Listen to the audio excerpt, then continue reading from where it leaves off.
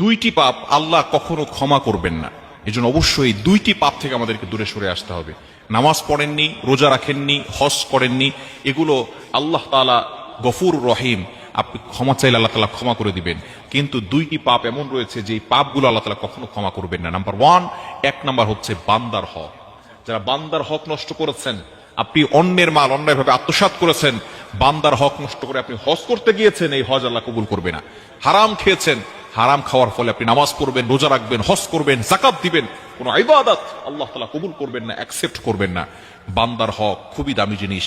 যতক্ষণ পর্যন্ত বান্দা ক্ষমা না করবে, ততক্ষণ পর্যন্ত আল্লাহ আপনাকে ক্ষমা করবে না। আপনি হাজী সাহেব হন আর মুসল্লি হন আর 5 ওয়াক্ত নামাজ পড়েন আর তাহাজ্জুদ নামাজ পড়তে পড়তে কপালে দাগ ফেলে দেন, যতই ইবাদত করেন না কেন, বান্দার হক যতক্ষণ পর্যন্ত আপনি বান্দার কাছে ক্ষমা না চাইবেন, তার হকটাকে ফিরিয়ে না দিবেন, ততক্ষণ পর্যন্ত আপনি যত ইবাদত করেন, কোন ইবাদত আল্লাহ তাআলা অ্যাকসেপ্ট করবে না।